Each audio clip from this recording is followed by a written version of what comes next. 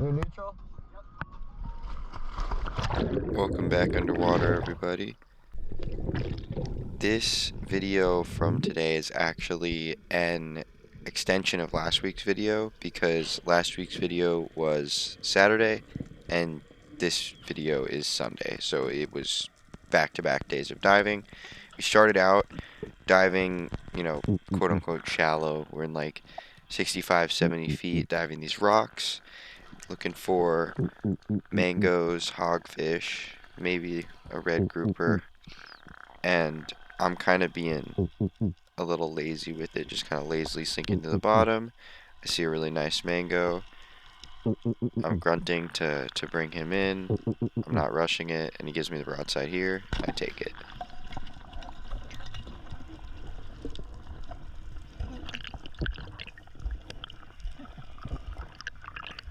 I love these like dives inshore or like in shallower stuff to warm up for those deeper dives offshore on the way out.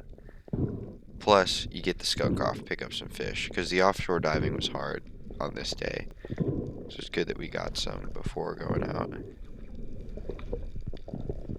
That's definitely not a bad mango, though. I'm going to start including my dive times in more of my videos. So, got the dive times up. My average dives are like a minute and a half, maybe. If I shoot a fish earlier in a dive, then they're, shorter. But I'd say my average dive is like a minute and a half to a minute 45 seconds. And then my longer dives can push 2 minutes like you saw in the last video. But it's all just a matter of how still I am on the bottom. See here, I'm just kind of crawling along, looking for a nice mango. I see the like group school of them, so I kind of get down right above the bottom, waiting for a nice one to come in.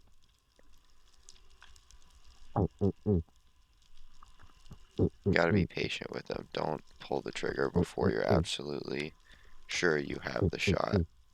And pick one. Just follow it with your eyes, just like that, until it comes up. I thought he was gonna get stuck under this ledge. Like, he looked really stuck, and then he swam his own way out.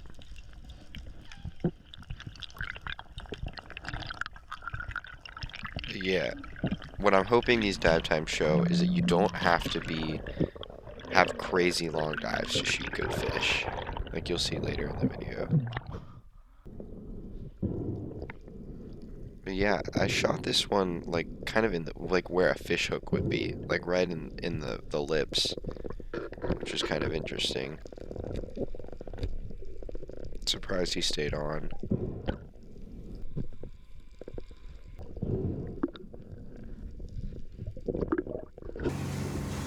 Alright, so now we're offshore.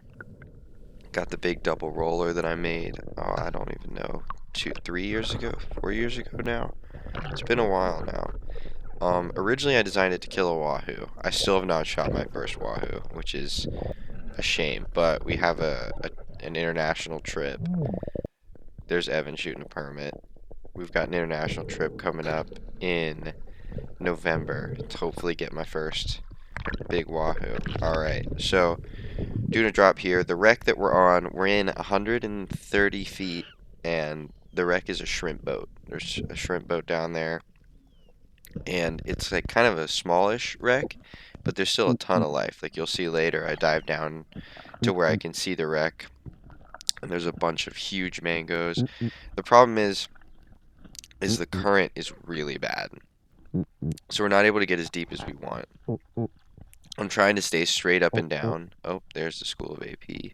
Kind of take my time with this though. I'm trying to find the biggest one because a lot of these are small. You can see they still have their big tails. That's how you know they're small, is the long tassels on their dorsal fin.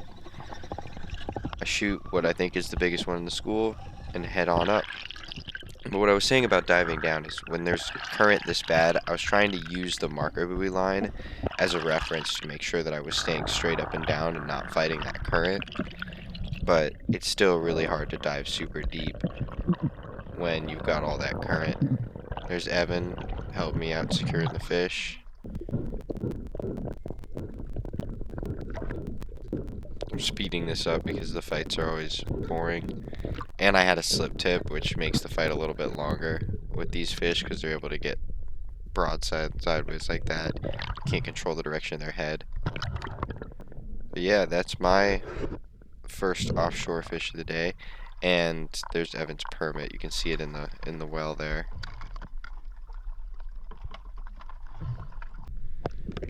Alright, so this dive is, I'm going down to the wreck because we shot our limit of APs. We got our 2 APs, and so I was like, I'm gonna go get a mango.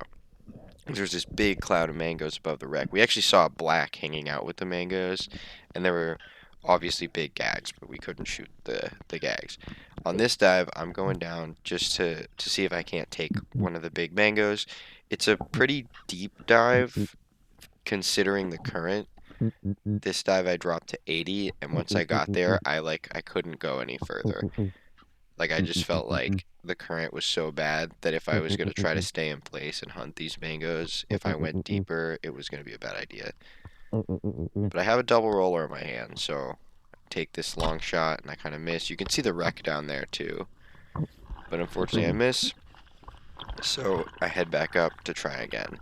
We ended up playing tag with these mangoes for like 2.5 hours. We didn't see. We came out here to shoot American red snapper, but we didn't see any. So we were playing tag with the mangoes. Jerry was kind of looking for the black. We saw a bunch more APs, but we couldn't take them because we had our limit. And that's it for the diving for today. Alright, I give up on those. I shot at that one at 80, and there's no way I'm diving deeper than that today. Alright, that's going to do it for the diving portion of this video. It's actually been a couple weeks since I filmed it. Forgot to film an outro. But right now, I'm working on prints from fish that I have shot in the past couple weeks. This is a black grouper from a Keys trip that we're going to get posted pretty soon. And this is a red grouper from a trip out with Mirko and Drake Sweet, which is also a cool video that I'll get posted soon. All of these prints are available on our Instagram at Crystal Hook Fish Prints. We also have an Instagram for just sharing content, but go check out the fish printing Instagram. They're all available to buy. You just have to DM the account, and I will catch you all in the next video.